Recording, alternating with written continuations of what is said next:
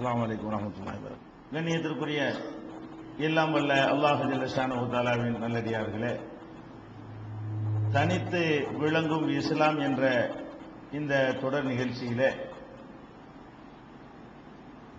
இஸ்லாம் உண்மையான மார்க்கம் என்பதை தனக்குத்தானே தெளிவாக நிரூபிக்கிற விஷயத்திலே தனித்து விளங்குகிறது என்பதன் ஒரு பகுதியை நாம் பார்த்தோம். அதே போல இந்த மார்க்கம் உண்மையான மார்க்கம் என்பதற்கு அல்லாஹ் இரண்டு விதங்களிலே நிரூபித்து காட்டுகிறான். ஒன்று, நபிகள் நாயகம் ஸல்லல்லாஹு அலைஹி வஸல்லம் அவர்களை உலக மக்கள் மத்தியிலே காட்டி, இவரை பாருங்கள், இவரை பற்றி நீங்கள் சிந்தித்தாலே இது உண்மையான மார்க்கம் என்பதை நீங்கள் அறிந்து கொள்வீர்கள் என்று பல சான்றுகளை முன்வைத்து அல்லாஹ் நிரூபித்து காட்டுகிறான். அடுத்ததாக, எந்த செய்தியை முஹம்மது ஸல்லல்லாஹு அலைஹி வஸல்லம் அவர்கள் அல்லாஹ்வுடைய வேதம் என்று மக்கள் மத்தியில் வைத்தார்களோ அந்த செய்தி குர்ஆன், அதுவும் தன்னைத்தானே உண்மை என்று நிரூபிக்கிறது. எப்படி நிரூபிக்கிறது என்று சொன்னால், உலகத்தில் எந்த ஒரு மனிதன் எழுதிய நூலாக இருந்தாலும், எந்த ஒரு அறிஞர்கள் எழுதிய நூலாக இருந்தாலும், அதை 100% ஆய்வுக்கு உட்படுத்தி யார் வேண்டுமானாலும் இதுல முடிந்தா தவறு கண்டு பார் என்று அறைகோள் விடவே மாட்டார்கள். விட முடியாது. எங்க நூலை நீங்க பாராட்டுறாந்தா பாராட்டுங்க, இல்லைன்னா ஒதுங்கி போயிருங்க என்ற அளவில் தான் எந்த ஒரு நூலுமே தன்னுடைய நம்பகத்தன்மைக்கு முக்கியத்துவம் கொடுக்கும். குர்ஆனை பொறுத்த வரைக்கும் எப்படி இது அமைந்து இருக்கிறது என்று சொன்னால், ஒவ்வொரு செய்தியை சொல்லும் பொழுதும் எடைய இது உண்மை, இது சத்தியம், உனக்கு சந்தேகம் இருந்தால் எந்த ஒரு அளவுகோல்ல வேண்டாலும் அளந்துப்பார், எந்த ஒரு உரைகள்ல வேண்டாலும் உரசிப்பார். இது சத்தியம்ங்கிற முடிவுக்கு நீ வருவாயே தவிர இதுல தவறு கண்டு இது அசத்தியம்ங்கிற முடிவுக்கு உன்னால் வர முடியாது என்று திருக்குர்ஆன் அடித்து திரும்ப திரும்ப சொல்கிறது. எப்படி எல்லாம் சொல்கிறது? ரசூல் ஸல்லல்லாஹு அலைஹி வஸல்லம் அவர்கள் இந்த மார்க்கத்தை சொன்ன உடனே, குர்ஆனை போய் மக்கள்கிட்ட சொன்ன உடனே அவங்க இட்டுக்கட்டி சொல்றாருங்கிற மாதிரி ஒரு அவதூறை நபிகள் நாயகம் ஸல்லல்லாஹு அலைஹி வஸல்லத்தின் மீது சொன்னார்கள். சொன்னா அதுக்கு அல்லாஹ் எப்படி பதில் சொல்றான்? ஓ, இதை இவர் இட்டு கட்டினார்னு சொன்னீங்களா? இவர் இட்டு கட்டினா உங்களுக்கு அதை விட இட்டு கட்ட இயலும்ல. இவருக்கு எழுத தெரியாது, இவருக்கு படிக்க தெரியாது, இவரே இவ்வளவு அழகா ஒரு செய்தி இட்டு கட்டி கடவுள் சொன்னார்னு சொல்ல முடியுமானால் உங்களுக்கு அதை விட முடியுமே? நீங்க பெரிய பெரிய பண்டிதர்களாயிற்ற, அரபு மொழியை கரைத்து குடித்தவர்களாயிற்ற, அரபி மொழியில பெரிய பெரிய இலக்கியங்களை எல்லாம் எழுதியவர்களாக இருக்கிறீங்களே, அப்ப இவர் சொந்தமா இதை தயார் பண்ணிட்டார்னு நீங்க நினைக்கிறது உண்மையா இருந்தால் அல்லாஹ் கேட்கிறான், ஃபல் யது பிஹதீஸ் மிஸ்லிஹி இன் கானு சாதிகீன். இவர்களுடைய விமர்சனத்திலே இவர்கள் உண்மையாளர்களாக இருந்தால் இது போன்ற ஒரு செய்தியை இவர்கள் கொண்டு வரட்டுமே. இந்த ஆள் படிக்காத ஒரு ஆள் கொண்டு வந்துட்டார்ல, அவர் தானே சொந்தமா கற்பனை பண்ணார் நீங்க சொல்றீங்க. இந்த குர்ஆன்ங்கிறது அவரா இட்டு கட்டி ஜோடிச்சு அவரா தயாரிச்சு சொல்றார் என்பதுதானே உங்களுடைய வாதம். அந்த வாதம் உண்மையாக இருக்குமையானால் இது மாதிரி நீ எல்லாம் சேர்ந்து கொண்டுட்டு வா. இது போன்ற ஒரு செய்தியை, இந்த குர்ஆன் போன்ற ஒரு செய்தியை இவர்கள் கொண்டு வரட்டும் பார்க்கலாம் என்று அல்லாஹ் குர்ஆன்ல எப்படி பதில் சொல்றான்? இந்த செய்தியவே ஆதாரமாக்குறான். இது பொய் என்று நினைத்தால் இது மாதிரி ஒன்று கொண்டு வா. அப்ப குர்ஆன் மெய் என்பதற்கு குர்ஆன் தான் இப்ப ஆதாரம். இது மாதிரி உனக்கு கொண்டாந்து காட்டிட்டு முடிஞ்சு வச்சுக்காத. கொண்டு வந்து காட்டல என்று சொன்னா இது மெய் என்பது நிரூபணமாகிவிடும். அல்லாஹ் 52வது சூராவுல 34வது வசனத்தில் இந்த அறைகூலை விடுக்கிறான். அதே போல 28வது சூராவில் 49வது வசனத்தில் சொல்கிறான், குல் நபியை நீங்கள் சொல்லுங்கள், ஏதோ நீங்க சொந்தமா தயாரிச்சதாக பேசிக் கொள்கிறார்கள், நீங்க அந்த மக்கள்கிட்ட போய் சொல்லுங்கள், ஃபஅது பி கிதாபின் மின் இன்தில்லாஹ் ஹுவ அஹ்தா மின்ஹா, இதை விட ஒரு சிறந்த வேற கிதாபை நீ கொண்டுட்டு வா, அத்தபியுஹு, நான் அதை ஃபாலோ பண்றேன். நான் ஒரு வழியை கொண்டு வந்திருக்கிறேன்ல, இதே மாதிரி நீ நானா சொந்தமா தயார் பண்ணிட்டேன்னு தானே உன்னுடைய வாதம். அது உண்மையா இருக்குமையானால் இதை விட சிறந்த வழியை நீ கொண்டுட்டு வா, நான் அதை ஃபாலோ பண்றேன். அப்ப சிறந்ததுங்கிறத எந்த அளவுக்கு அழுத்தம் திருத்தமா இந்த குர்ஆன் சொல்லுதுன்னு கேட்டா, இது மாதிரி ஒரு நல்வழியை ஒன்னால் கொண்டு வர இயலாது, இது மாதிரி ஒரு நேர்வழியை ஒன்னால் சொல்ல முடியாது. எல்லாரும் சேர்ந்து வேண்டாலும் கொண்டுட்டு வா, இன்குந்தும் சாதிக்கின், எல்லா இடத்துலயும் இதை போட்டுருவான்ல, இன்குந்தும் சாதிக்கின். நீங்கள் சொல்வது உண்மையாயிருந்தால், இதான விவகாரம். முகமது உண்மை சொல்றாரா, நீங்க உண்மை சொல்றீங்களா? இதான் பஞ்சாயத்து. முகமது உண்மை சொல்றாரா, நீங்க உண்மை சொல்றீங்களா? அதுக்கு என்ன ஆதாரம், என்ன எந்த அடிப்படையில் நீங்க நிரூபிக்கணும்? இவர் எதை கடவுள் வார்த்தை என்று சொல்கிறாரோ அது கடவுளிடமிருந்து வராமல் இவராகவே தயாரித்து சொல்கிறார் என்ற உங்கள் கூற்றில் நீங்கள் உண்மையாளர்களாயிருந்தால் உங்களுக்கு அது முடியும். அவருக்கு முடியக்கூடிய ஒரு விஷயம் உங்களுக்கு நிச்சயமாக முடியும். செஞ்சு காட்டிட்டு போங்களேன். உண்மையாளர்களாயிருந்து அதைத்தானே செய்யணும் என்று சொல்லி இந்த குர்ஆன் தனக்குத்தானே மக்களுக்கு என்ன செய்து அறைகோல் விட்டு, நான் தானப்பா இறைவேதம்ங்கிறதுக்கு பெரிய சான்றா இருக்கிறேன் என்று சொல்லி குர்ஆன் தனக்குத்தானே ஆதாரமாக திகழ்கிற அதிசயத்தை பார்க்கிறோம். அது மாத்திரம் இல்லாம இது சவால் விட்டுறான்ல, சவால் விட்டுட்டா கொண்டு வந்துருவாங்கன்னு சொல்லியா? எப்படி கான்பிடென்டா இந்த குர்ஆன் சவால் விடுதுன்னா, சும்மா சொல்றோம், நீ என்ன கொண்டா வரப்போற முடியுமா உன்னால? ஏறாதுன்னு எப்படி அல்லாஹ் சொல்றான்? சும்மா சில பேர் சவால் விட்டுட்டு வந்துருமோ, கொண்டு வந்தாலும் வந்துருவானோ, இன்னைக்கு கொண்டு வந்துருவாங்களோ அப்படின்னு நினைக்குவேன். அப்படியா? முடியாது. நம்ம சொல்லுவோம்ல, இதுக்கு நீ ஒரு ஹதீஸை கொண்டு வந்தா 10 லட்சம் ரூபாய் தருவோம், மடியில கட்டி வச்சுட்டா சொல்றோம். கொண்டு வர இயலாது, இல்லாத ஒரு விஷயத்தை சொல்லும் பொழுது நம்ம அறிகுறி விடுவோம்ல. அல்லாஹ் என்ன சொல்றான்னு கேட்டா, குல் நபியை நீங்கள் சொல்லுங்கள், இந்த சவாலைய எப்படி விடுறான்னு பாருங்க. ல இனிஜித்தமாத்தில் இன்சு வல் ஜின்னு, மனித குலமும் ஜின் வர்க்கமும் ஒன்றாக திரண்டு, நீ மக்காவாசி மட்டும் ஒண்ணு கூட வேணாம், உலகத்தில் உள்ள அத்தனை மனிதர்களையும் ஒன்னா சேர், உலகம் பூரா சுற்றுப்பயணம் செஞ்சு அனைவரையும் ஒன்னா கூட்டிட்டு வந்து, எதுக்காக வேண்டி ஒன்னா கூட்டிட்டு வரணும்? அலா ஐயாத்தூபி மிஸ்லி ஹாதல் குர்ஆன், இந்த குர்ஆனை போன்ற ஒன்றை தயாரிப்பதற்கு உருவாக்குவதற்காக மனித குலம் முழுமையும் ஜின் வர்க்கம் முழுமையும் நீங்கள் ஒன்று திரண்டீர்களேயானாலும் லா யஅதூன பிமிஸ்லிஹி, இது போன்று அவர்களால் கொண்டு வர இயலாது. கொண்டு வாண்டு சவால் விட்டுவிட்டு எல்லாம் என்ன சொல்றான்? கொண்டு வருவான்னு உட்கார்ந்துட்டு நினைக்கிறியா? கொண்டு வர முடியாதுப்பா. முடியாதுங்கிறதுக்காக விடுற சவால் இது. ஏதோ செஞ்சு காட்டிடுவியான்னு பரிசீலனை வைக்க தயாரா இல்ல. எவ்வளவு கான்பிடென்ட் பத்தின நம்பிக்கை. ஒரு கொள்கையை சொல்லும் பொழுது எவனை இப்படி சொல்ல இயலாது.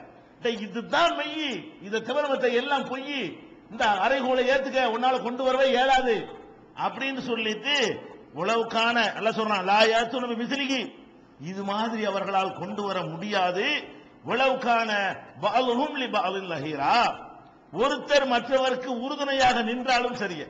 தனித்தனியா நீ ஒண்ணு தனியா கொண்டு வா, நீ ஒண்ணு தனியா கொண்டு வான்னு உனக்கு சொல்லலப்பா. எல்லாம் ஒன்னா திரண்டு கூட்டு முயற்சியில கூட்டாக உட்கார்ந்து தயார் பண்ணி இது மாதிரி கொண்டு வர முயற்சி பண்ணினாலும் உங்களால் கொண்டு வர இயலாது. அப்ப குர்ஆன் இது இறை வார்த்தை தான், இது உண்மையான மார்க்கம் தான், அல்லாஹ்வுடைய மார்க்கம் தான் என்பதை குர்ஆனே நிரூபிக்கிறது.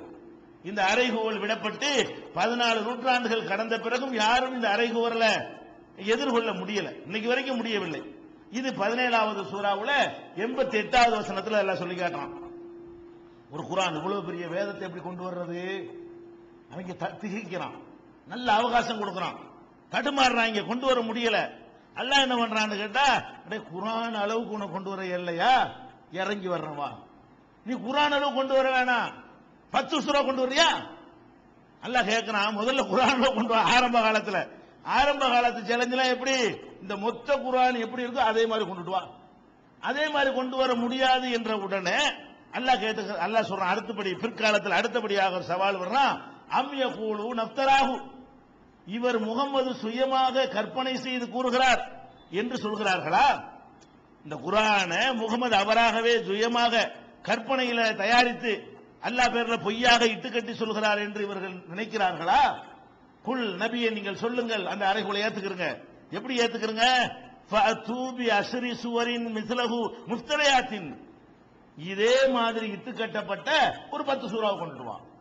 இவர் இட்டுக்கட்டி தானே அப்படியும் கொண்டு வந்தாரு, நீனு இட்டுக்கட்டு, நீனு கற்பனை செய், இவர் மாதிரி கற்பனை செஞ்சு 10 சூறாவை கொண்டு வா. அது கூட தனித்தனியா கொண்டு வர வேண்டாம். வதுவு மனிஸ்ததாத்தும் இந்துனில்லா, அல்லாஹ் மட்டும் தனியா விட்டு எல்லாம் சேர்த்துக்க. அல்லாஹ் சொல்றான், இது மாதிரி கொண்டு வருவதற்கு அவனை மட்டும் ஒதுக்கிட்டு நீங்க எல்லாரும் ஒன்னா சேர்ந்துக்கிறங்க, முகமது கூட சேர்த்துக்கிறீங்க, அரைக்கிறது இல்ல, அவரை சேர்த்தாலும் முடியாது. அவரை சொந்தமா உண்டாக்குனாரு, அவருக்கு முடியுமா? நான் கொடுத்ததுனால அது அப்படி இருக்கே தவிர அல்லாஹ் என்ன செய்யறான்? ரசூலுல்லாஹ்வுல அங்கிருந்து தள்ளி விட்டு காட்டுறான். வேணும்னு அவரையும் சேர்த்துக்க, தயாரிச்சு காட்டு பார்ப்போம். நான் கொடுத்த மாதிரி என்னை மட்டும் ஒதுக்கிரு, நான் தான் இதை கொடுத்திருக்கிறேன்.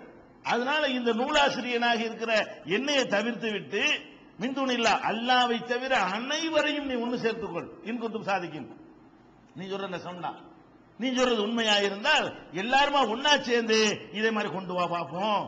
10 சூரா கொண்டு வா, முழுசா வேணாம்.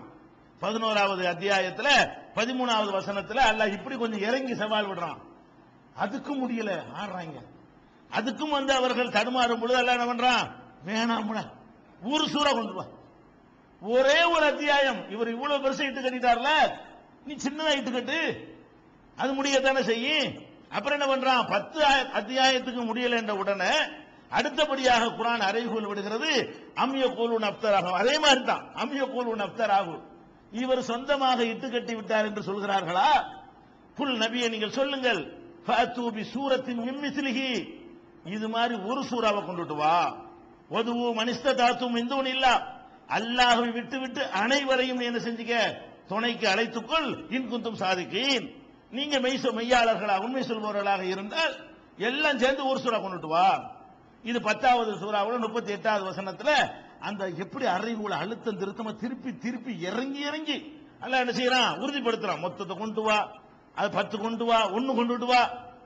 1 கொண்டு வந்தவன இப்ப கூட என்ன 1 கொண்டு வரும்போது கூட எப்படி அல்லாஹ் வர்றான்? 1 கொண்டு வந்துருவான்னு சொல்லியா?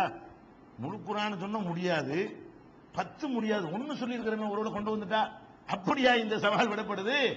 இல்ல, அல்லாஹ் சொல்றான். அதையும் சொல்றான் 2வது சூறாவுல 23வது வசனத்துல, வயின் குன்தும் ஃபீ ரைபி மிம்மா நஸ்ஸல்னா அலா அப்தினா, நமது அடியார் மீது நாம் அருளியதிலே உங்களுக்கு சந்தேகம் இருந்தால் ஃபஅது பி சூரத்தின் மின் மிஸ்லிஹி, இது போன்ற ஒரு சூறாவை கொண்டு வாருங்கள். வதுவு ஷுஹதாக்கும் மின் துனில்லா, அல்லாஹ்வை தவிர அனைவரையும் நீங்கள் உங்களுக்கு துணையாக சேர்த்துக் கொள்ளுங்கள். இன்குந்தும் சாதிக்கீன், நீங்கள் உண்மையாளர்களாக இருந்தால் செய்யுங்கள் அப்படின்னு சொல்லிட்டு அல்லாஹ் சொல்றான். இல்லம் தஃபாலு, இதை நீங்கள் செய்யாவிட்டால், இறையில பிராக்கெட் போட்டு சொல்றான், வலன் தஃபாலு, ஒரு காலம் செய்ய மாட்டீங்க. ஒரு சூறாவுக்கே சொல்றான். இதை செய்யாவிட்டால் நரகத்துக்கு பயந்து கொள்ளுங்கள் எச்சரிக்கை பண்ணும்போது நடுவுல போடுறான் அல்லாஹ். இல்லம் தஃபாலு வலன் தஃபாலு, ஒரு காலத்திலும் இதை உங்களுக்கு செய்ய முடியாது. எதை முடியாது? இந்த ஒரு சூரா சவால் கூட எதை விட்டாலும் விட்டுருவீங்கன்னு சொல்லி நாங்க விடல. உங்களுக்கு இயலாது என்பதற்காக விடக்கூடிய சவால், உங்களுக்கு முடியாது என்பதற்காக விடப்படக்கூடிய அறைகூவல் என்று சொல்லி, அப்ப திருக்குர்ஆன் ஒரு விஷயம் நான் சொல்றதான் உண்மைங்கிறத எவ்வளவு கான்பிடென்டா உறுதியா அழுத்தமா இப்படி யாரும் சொல்ல முடியாது. இதுதான் சரி, வா ஏன் வேண்டாலும் பாட்டு பார்த்துக்கிறோம் அப்படின்னு சொல்வதற்கு ரொம்ப 1000க்கு 1000 உண்மையா இருக்கணும். அப்பதான் அது சொல்ல முடியும். சின்ன ஒரு மைனஸ் இருந்தா கூட என்ன செய்ய முடியாது, அதை பிடிச்சிட்டு தொங்கிடுவான். அந்த மாதிரி திருக்குர்ஆன் தன்னை தானே என்ன செய்யுது, மெய் என்று நிரூபிக்கிறது. அது மாதிரி இல்ல, நிரூபிக்கிறதோடு நிப்பாட்டாம சரி கொண்டு வர இயலாதா, கொண்டு வர வேணாம். கொண்டு வருவதுங்கிற அது தனி சவால். கொண்டு வர வேணாம், குறை கண்டுப்பா, நீ கொண்டு வர வேணாம், அது முடியாது, அந்த சவாலை விட்டுருவோம். இந்த இருக்குல்ல, இது அது குறை, இது குறை, அது சொல்லு, பட்டியல் போடுவா, அதை பேசுவோமா? குர்ஆன் சொல்லுகிறது, அடே கொண்டு வர முடியல இல்லடா, ஒரு சூறா கூட முடியல இல்ல, சரி அப்ப கொண்டு என்ன நினைக்கலாம், நமக்கு முடியல, இவர் என்னமோ ஒரு விசேஷமான ஒரு ஆளு, அப்படி கூட இருக்கலாம்ல. சில சாதனைகள் உலகத்துல எல்லாருக்கும் நிகழ்த்த இயலாது. எவனோ ஒருத்தன் நிகழ்த்தினான்னு சொன்னா நீ நிகழ்த்துன்னு கேட்டா அதனால அவர் கடவுளாயிர முடியாது, அவர் கடவுள் ஆற்றலை செஞ்சாருன்னு சொல்ல முடியாது. சரி, அவருக்கு ஒரு எக்ஸ்ட்ரா ஒரு சக்தி இருக்கும் போல இருக்கு, முடிய கட்டிக்கிட்டு வண்டியை இழுக்கிறான், லாரி இழுக்கிறான், அதுக்காக நம்மள இழுக்க முடியுமா? நீ இழுத்து பாருன்னு சவால் விட்டு முடியலன்னா என்ன செய்யக்கூடாது, அப்படி அவனுக்கு தெய்வீக அம்சம் சொல்லிட முடியாது. அதனால அல்லாஹ் என்ன செய்யறான், சரி இது மாதிரி கொண்டு வர முடியலையா, உங்களை எல்லாம் மிஞ்சுற அளவுக்கு பெரிய பண்டிதரா இருக்கிறாரா, அவர் சொந்த அறிவே கூட நினைக்கிறீங்களா? அல்லாஹ்வுடைய தூதர் கிடையாது, ஆனா அறிவுல கூட்டினவரு, அவர் அறிவுக்கு நாங்க நெருங்க இயலாது, அவர் பெரிய அறிவாளியா இருக்கிறனால இறை தூதர் ஆயிடுவாரா அப்படின்னு உங்களுக்கு சந்தேகம் வரலாம். இறை தூதர் ஆயிடுவார், ஒரு பெரிய அறிவாளியா இருக்கிறதுனால, யாராலும் சொல்ல முடியாத அளவுக்கு பெரிய கவிதை இயற்றுனதுனால இறை தூதர் ஆயிருமா? இதுல என்னதான் நிரூபணமாகும், இவர் பெரிய அறிவாளி நிரூபணமாகும் அப்படின்னு அவங்க திருப்பி போட்டக்கூடாதுல பிளேட்ட. அதுக்காக அல்லாஹ் என்ன பண்றான், சரி அது சரி, இது கரெக்ட் தான், இதையும் பேசுவோம், நீ சொல்றபடி இருக்கலாம். எப்படி இருக்கலாம், இவர் பெரிய அறிவாளியா இருந்து இவருடைய அறிவுக்கு நிகரா உன் அறிவு இல்ல, அதனால இவர் ஜெயிச்சிட்டாரு, அல்லாஹ்வுடைய தூதர்களுக்காக ஜெயிக்கல என்று நீ நினைத்தால், இது அல்லாஹ்வுடைய தூதர்கள் மனுஷன் தானே, மனுஷனா தப்பு வரும்ல.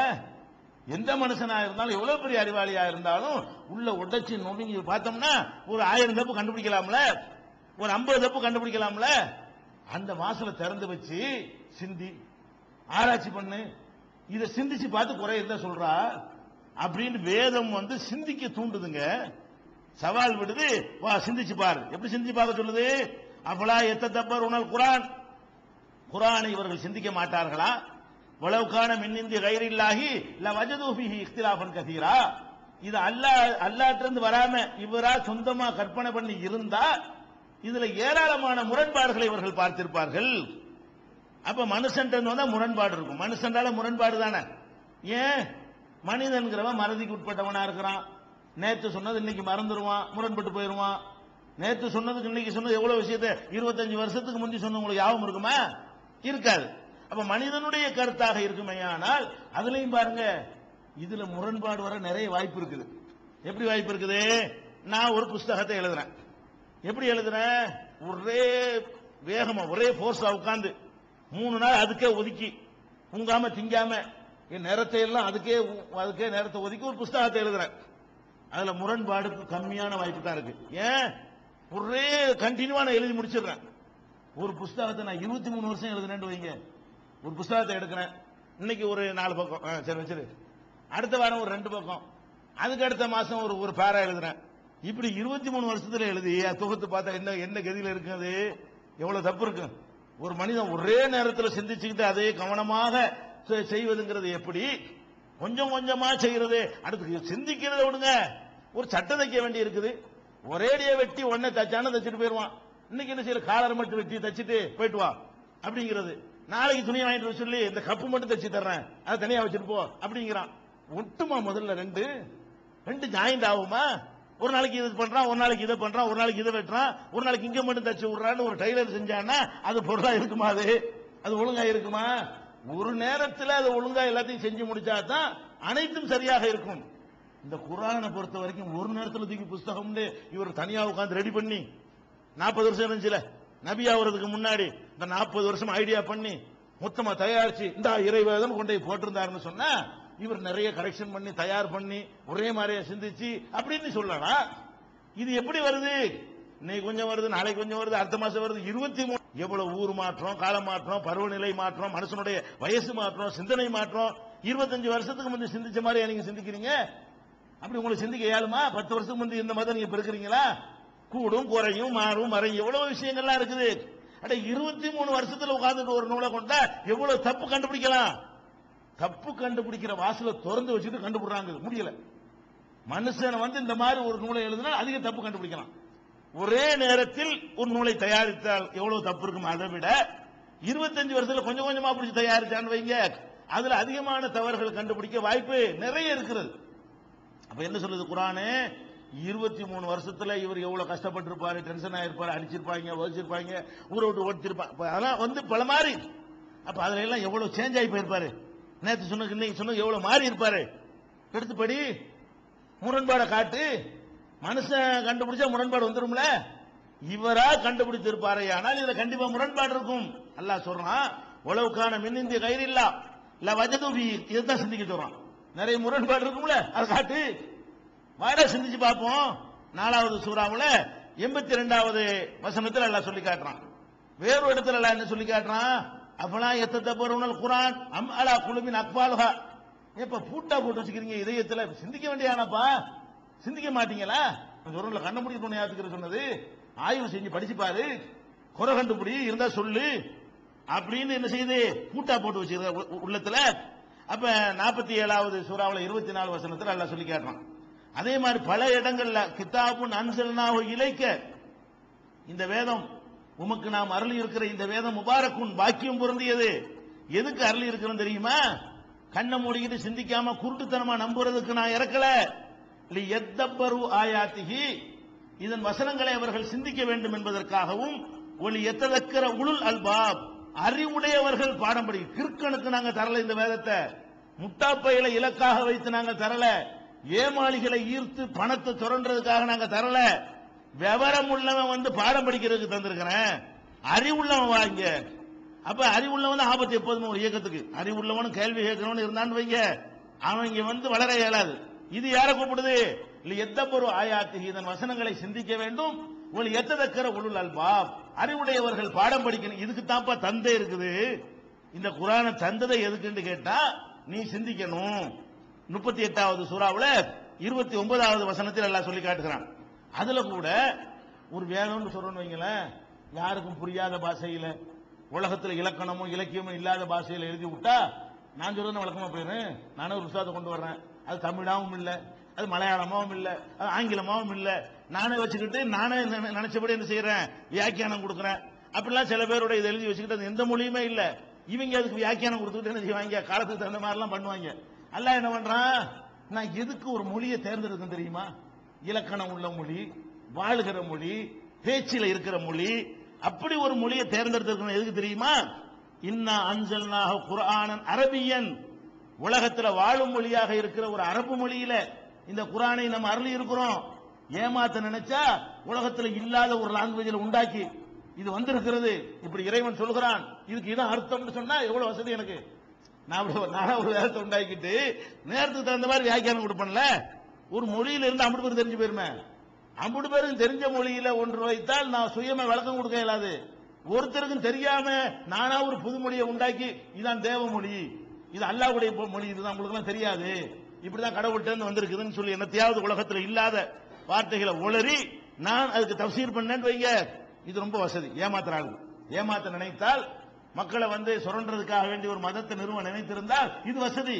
அல்லாஹ் என்ன பண்றான், ஏப்பா அப்படி பண்ணல, எந்த ஊருக்கு அனுப்புறோமோ அந்த ஊர்ல என்ன மொழி பேசுறீங்க, அரபி பேசுறீங்க, அரபி பேசுற மக்களுக்கு அரபு மொழியில் இந்த குர்ஆனை அருளி இருக்கிற எதுக்காக வேண்டி, லஅல்லக்கும் தாக்கிலூன், நீங்கள் விளங்கணும், சிந்தித்து விளங்குறதுக்காகத்தான் நீ உங்களுக்கு தெரிஞ்ச பாஷையில் இந்த குர்ஆனை அருளி இருக்கிறோம் என்று 10வது சூறாவுல 2வது வசனத்துல அல்லாஹ் சொல்லி காட்டுகிறான்.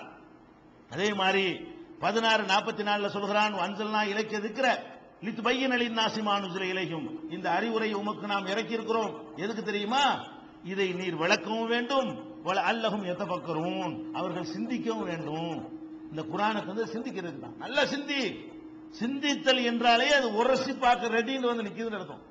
சிந்தித்து பார் என்று சொன்னாலேயே அதுல அந்த அளவுக்கு உண்மை இருக்குன்னு அர்த்தம். அது உண்மைதான் என்பதில் குர்ஆனுக்கு அவ்வளவு நம்பிக்கை இருக்கிறது, குர்ஆனை கொண்டு வந்தவருக்கு நம்பிக்கை இருக்கிறது, அந்த இறக்கி அல்லாஹ்வுக்கு நம்பிக்கை. இது உண்மை, இது என்ன எப்படி வேணாலும் சிந்திச்சு பார்த்துக்க அப்படின்னு சேலஞ்ச் பண்ணக்கூடிய காட்சி நம்ம பார்க்கிறோம். அதே மாதிரி 21வது சூறாவுல 10வது வசனத்தில் அல்லாஹ் சொல்லி காட்டுகிறான், உலகத் அன்சல்னா இலைக்கும் கிதாபன் ஃபீஹி திக்ருக்கும் அஃபலா தஅகிலூன், உங்களை பற்றி பேசப்படுகிற இந்த வேதத்தை பற்றி நீங்கள் சிந்திக்க மாட்டீர்களா? உங்களை பற்றி உங்களுடைய நல்லது கெட்டது தானப்பா பேசுது, இதை பற்றி ஆய்வு செய்ய மாட்டீர்களான்னு சொல்லி. அப்ப குர்ஆன் என்ன நமக்கு சொல்லுகிறது என்றால், இது மாதிரி கொண்டு வாண்ட அறைகூவலை விட்டு அறைகூவலை யாராலும் ஏற்றுக்கொள்ள முடியல என்று ஆனவுடனே இது மனிதனுடையது அல்ல என்று ஒரு அளவுக்கு நெருக்கி கொண்டு வருகிறது. அடுத்து என்ன வருது, ஒருவேளை ஒரு திறமை மிக்க மனிதர் அதனால் இப்படி எல்லாம் சொல்லிவிட்டார் என்று நினைப்பீர்களே, ஆனால் எந்த திறமை மிக்க மனிதனாக இருந்தாலும் 100% சரியாக சொல்ல முடியாது, பல வருடங்கள் சரியாக சொல்ல முடியாது.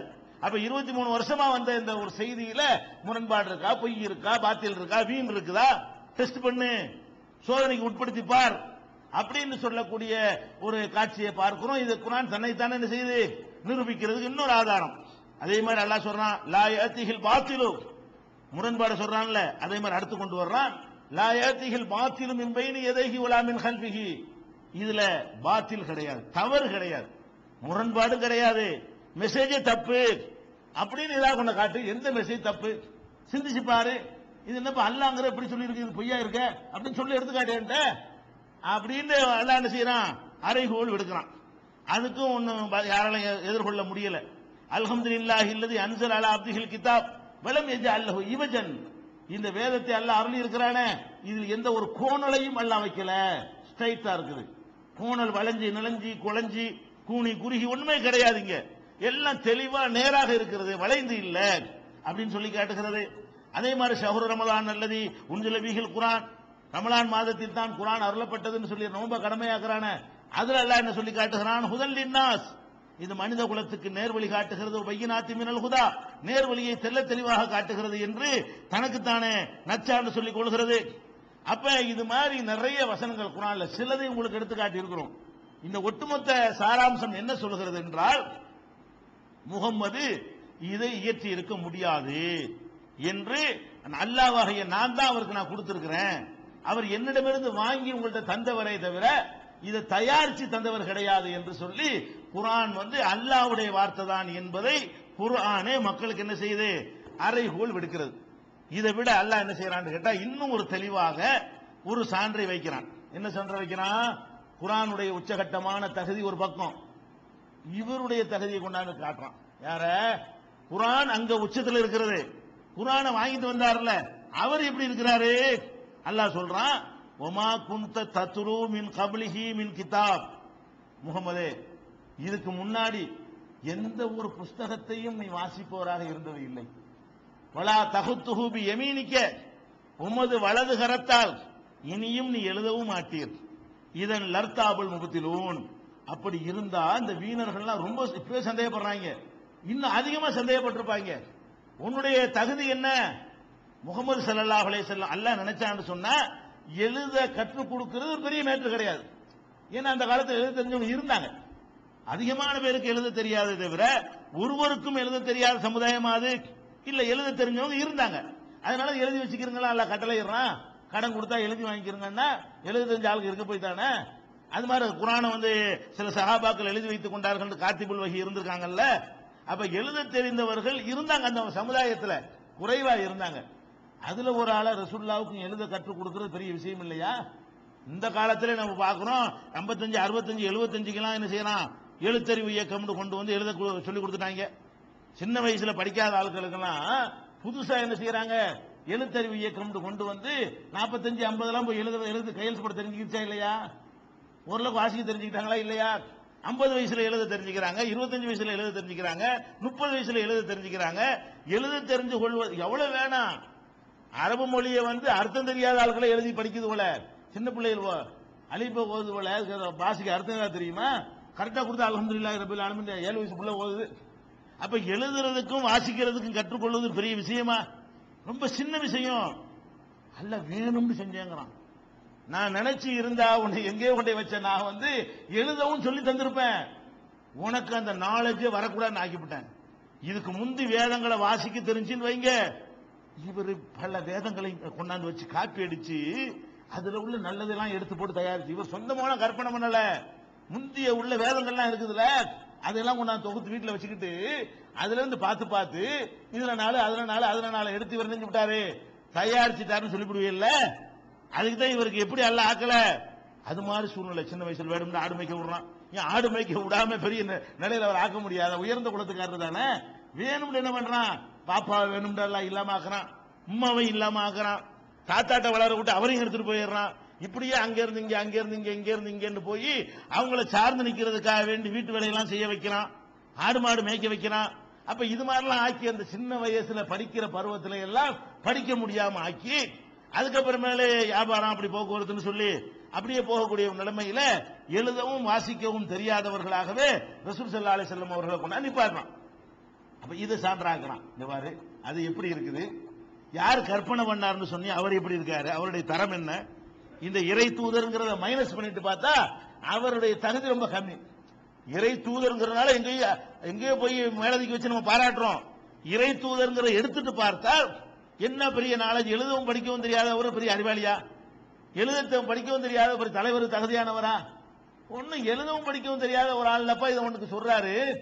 ரெண்டையும் வச்சுப்பார். எழுத படிக்க தெரியாதவர் இதை எப்படி சொன்னார், இவ்வளவு சிறந்த நடையில் எப்படி சொன்னார், இவ்வளவு பெரிய அரிய பெரிய உண்மைகளை எப்படி சொன்னார், அல்லாஹ்வுக்கு மாத்திரம்தான் அது தெரியும் என்கிற உண்மைகளை எல்லாம் இவரால் எப்படி சொல்ல முடிந்தது அப்படின்னு சிந்திச்சு பார்ப்பதற்காக வேண்டி அவங்களுடைய 29 48 வசனத்துல அவங்களுக்கு எழுதவும் தெரியாது வாசிக்கவும் தெரியாது என்பதை எல்லாம் சொல்லி அல்லாஹ் இந்த குர்ஆன் என்பது அல்லாஹ்வுடைய வேதம், என்னுடைய வேதம் தான், இந்த மார்க்கம் என்பது நான் கொடுத்த மார்க்கம் தான்.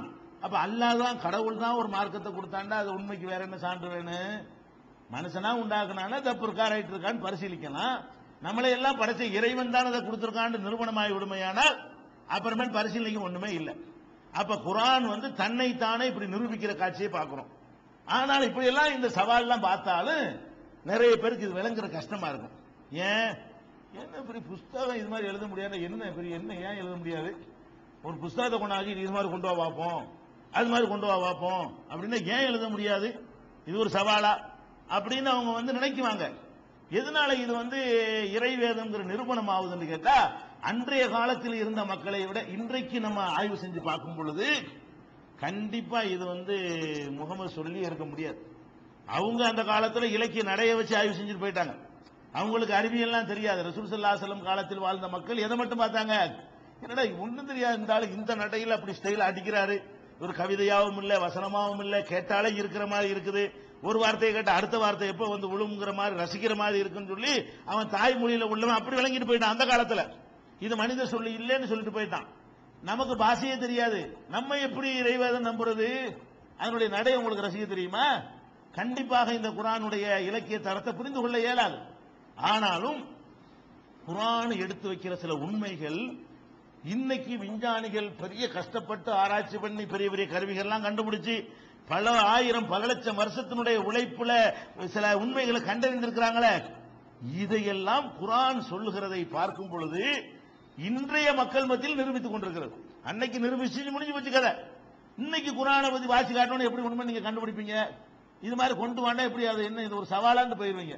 அப்ப குர்ஆன்ல இருக்கிற சில உண்மைகளை நம்ம பட்டியல் போட்டு, அந்த உண்மைகள் வந்து அறிவியலாக இருக்கலாம், புதிதாக கண்டுபிடிக்கப்பட்ட புதிய புதிய கோள்களாக கிரகங்களாக இருக்கலாம், பல விஷயங்களை பற்றி குர்ஆன் பேசுகிறது.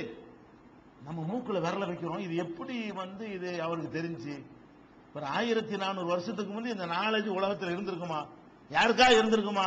இது படைச்சவனுக்கு தான் இருக்கும். படைச்சவன் தான், அவன் எப்படி படைச்சான் அவனுக்கு தானே தெரியும். படைச்சவனுக்கு வேண்டால் இது இருக்க முடியுமே தவிர படைச்சவனை தவிர யாருக்கும் இந்த நாலேஜ் இருக்க முடியாது. அப்படிப்பட்ட விஷயங்களை எல்லாம் திருக்குர்ஆன் சொல்றதை நம்ம பார்க்கும் பொழுது இது ஒரு விஞ்ஞான பாடம் எடுத்துக்கொள்ள கூடாது. சில 2-3 நாளைக்கு அந்த தகவலை நம்ம தெரிந்து கொள்ளணும். குர்ஆன் வந்து எப்படி தனித்து விளங்குகிறது, அதுக்கடுத்து வேற வேற விஷயங்கள்ல எப்படி தனித்து விளங்குற செய்திக்கு போகணும். அதனால இது அறிவியலுக்காக சொல்லப்படுற விஷயம் இல்ல, இது எப்படி குர்ஆன் சொல்ல முடிஞ்சு. இதுல சிந்திக்க வேண்டிய விஷயம் என்னன்னு கேட்டா, இது எப்படி அன்னைக்கு இது தெரியும், 14 நூற்றாண்டுக்கு இன்னைக்கே உங்களுக்கு தெரியாததா இருக்கு. சில நம்ம சொல்லக்கூடிய இந்த செய்திகள் யாரு பல பேருக்கு தெரியும், சில பேர் தெரியாதவர்கள் இருப்பாங்க. இன்னைக்கு கூட அன்னைக்கு அறவே யாருக்கும் தெரியாது. எப்படி எல்லாம் இருக்குது. இப்ப நம்ம வாழ்ற இந்த உலகம் இருக்கிறது, இந்த உலகம் எப்படி உருவாக்கப்பட்டது, எப்படி உருவாக்கப்பட்டது என்பதை குர்ஆன் சொல்லுகிறது. அன்னைக்கு சொல்லிவிட்டது. ஆனா அந்த செய்தி இவர்களுக்கெல்லாம் சென்று அடையல. யாருக்கு?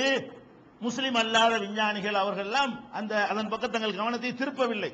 அவங்கவுங்க ஒரு டிராக்ல ஒவ்வொருத்தரும் ஒவ்வொரு விதமாக ஆராய்ச்சி செய்து, அது அப்படி உலகம் நான் சொல்வது எதை, சூரியன், சந்திரன், பூமி, செவ்வாய், வியாழன், சுக்கிரன், புளூட்டோ, நெப்டியூன், இந்த கோள்கள், கிரகங்கள், காற்று, மழை, கடல், இந்த எல்லாமே நட்சத்திரங்கள், இப்படி எல்லாம் இருக்கு பாருங்க. ஒட்டுமொத்த பிரபஞ்சம் இது எல்லாம் எப்படி உண்டானது, எப்படி இதனுடைய துவக்கம் எப்படி இருந்திருக்கும்? திடீர்னு ஆரம்பத்திலிருந்து இப்படிதான் இருக்குதா? இதுக்கு முந்தி ஒரு ஸ்டேஜ் இருக்கு, பூமியா இருக்குது. பூமியாகத்தான் இது துவக்கத்திலிருந்து இருக்கிறதா? பூமியா இருப்பதற்கு முந்தி இதுக்கு வேற ஏதாவது ஒரு நிலைப்பாடு இருந்திருக்குமா? சந்திரன் என்று சொல்லக்கூடியது சந்திரனாகத்தான் அது துவங்கின காலத்திலிருந்து இருக்கிறதா? அதுக்கு முந்தி அது வேற ஒன்றாக இருந்து, அதுக்கு முந்தி வேற ஒன்றாக இருந்து, அதுக்கு பிறகு அது சந்திரன் என்று வந்திருக்குமா? இப்படியாக விஞ்ஞானிகள் வந்து ஆய்வு செய்யறாங்க. எப்படி ஆய்வு செய்யறான்? அதுக்கு பல விதமான கருதுகோள்களை வைத்திருக்கிறார்கள். அது ரொம்ப ட்ரையா இருக்கும், ரொம்ப கஷ்டமா இருக்கும், அனைவருக்கும் புரிந்து கொள்ள கஷ்டமா இருக்கும். ஆனால் அவர்கள் ஆய்வு செய்து தக்க காரணங்களோடு அவங்க என்ன உலகத்துக்கு சொல்றாங்கன்னு பாருங்க. முதல்ல அவங்க சொல்றது, இந்த உலகம் எப்படி இருந்ததுன்னு சொன்னா, முதல்ல சூரியன்லாம் இருக்கவில்லை. விஞ்ஞானிகள் இறுதியாக கண்டறிந்து இப்ப இந்த பிரபஞ்சம் எப்படி தோன்றியது என்பதை அவங்க சொல்றாங்க. சூரியன் இருக்குல்ல, அப்படி ஒண்ணு கிடையாது. சந்திரன்லாம் கிடையாது, வியாழன்லாம் கிடையாது, பூமிலாம் கிடையாது, நட்சத்திரங்கள்லாம் கிடையாது. எதெல்லாம் நீங்கள் பார்க்கிறீர்களோ, கோள்கள், நட்சத்திரங்கள், துணை கோள்கள், எதையெல்லாம் பார்க்கிறீங்களோ அது எல்லாம் சேர்ந்து ஒரு பொருளாக இருந்தது. இந்த எல்லாம் சேர்ந்து எப்படி இருந்துச்சுங்கன்னா, எல்லாம் சேர்ந்து சூரியன், பூமி, சந்திரன் எல்லாம் அப்படி ஒண்ணா ஒரே உருண்டையாகத்தான் துவக்கத்தில் இருந்தது. அந்த உருண்டை வந்து வியாழன் இருக்குல்ல, வியாழன் தான் இருக்கிற நம்ம கண்டறிந்த கோள்களில் பெருசுதான். சூரியனை சுற்றி வரக்கூடிய கோள்கள்ல பெரிய கோள் எது? வியாழன் தான். பூமியை விட ஒரு 11 மடங்கு அது பெருசு. நம்ம இருக்கிற இந்த பூமி இருக்கு பாருங்களேன், இதை விட 11 மடங்கு பெருசு. சைஸை எடுத்து, இது பெருசு வந்து பருமன்ல, எடை எடுத்துக்கிட்டீங்கன்னா 318 மடங்கு பெருசு. பூமி 318 பூமியை வச்சு நிறுத்தாதான் அதை அடுத்ததுல வைக்க முடியும். எடை கணம் கூட. சைஸை பொறுத்த வரைக்கும், சுற்றுலா பருமனை பொறுத்த வரைக்கும் 11 மடங்கு இருக்குது.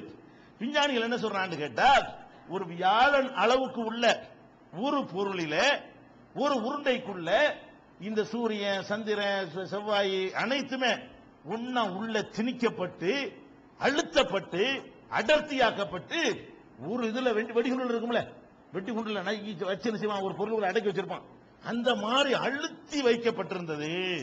பயங்கரமான ஒரு பொருள் என்ன செய்யப்பட்டிருக்கு? அழுத்தி வைக்கப்பட்டு இருந்தது. இது எவ்வளவு நாள் இருந்திருக்கும்? இவன் இந்த கோள்களுடைய சுழற்சி, வேகம் எல்லாத்தையும் கால்குலேஷன் பண்ணி சொல்றான். இது ஒரு 1800 கோடி வருஷத்துக்கு முந்தி. எப்ப சொல்றான்? போன வருஷம் உள்ளது இது. இந்த கதை இது எப்ப உள்ளதுங்கிறா? ஒரு 1800 கோடி.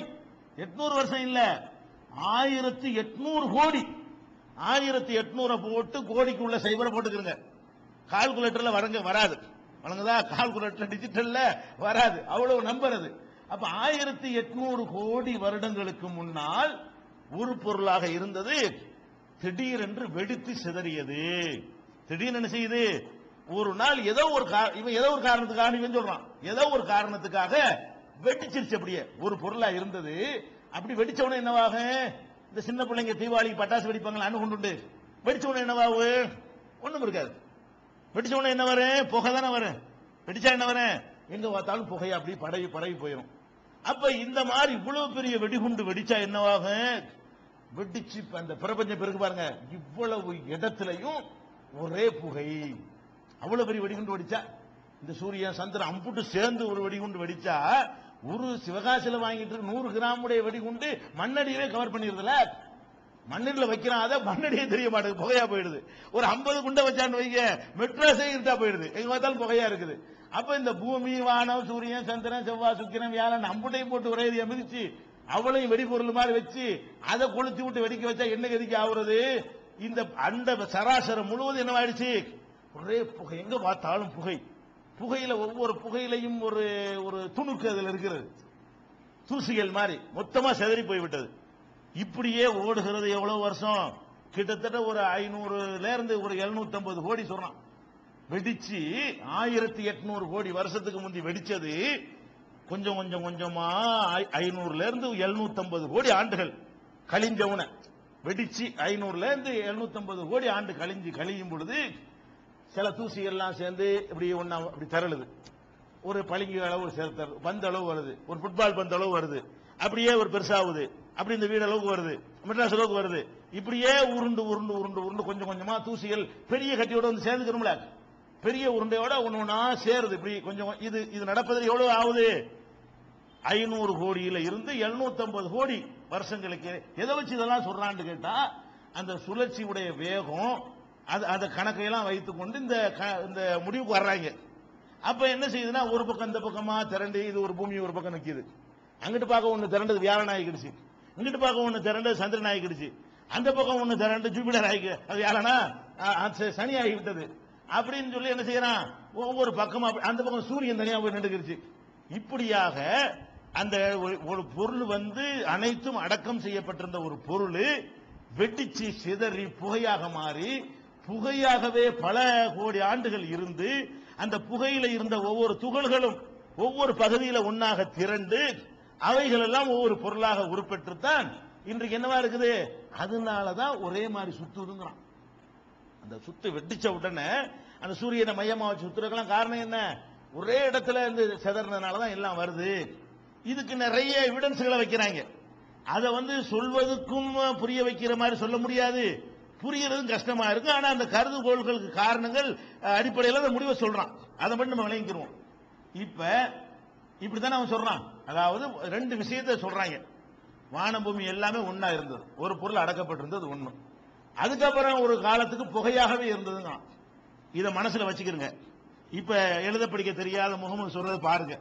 எழுதவும் படிக்கவும் தெரியாத உம்மி சமுதாயத்தில் 14 நூற்றாண்டுக்கு முன்னாடி அறிவியல் இல்ல, கண்ணாடி இல்ல, பூத கண்ணாடி இல்ல, பூமி தட்ட, மக்காவை தாண்டி வேற ஊரே இல்ல என்கிற மாதிரி எல்லாம் அவன் எந்த ஊர்ல வசிக்கிறான் அதோட முடிஞ்சு போச்சு நினைச்சுக்கிறான். அதுக்கப்புறம் வேற ஒண்ணு இல்ல. இப்படி எல்லாம் மக்கள் வாழ்ந்திருக்கிற ஒரு காலத்துல குர்ஆன் சொல்லுது பாருங்க, 21வது சூராவுல 30வது வசனத்துல சொல்லுது, அவலம் எரல்லதீன கபரு, நிராகரிப்பவர்கள் பார்க்க வேண்டாமா, சிந்திக்க வேண்டாமா, இது சிந்தனை சிந்திச்சா விளங்கும் அல்லாஹ் சொல்றான். விளங்கிட்டானோ?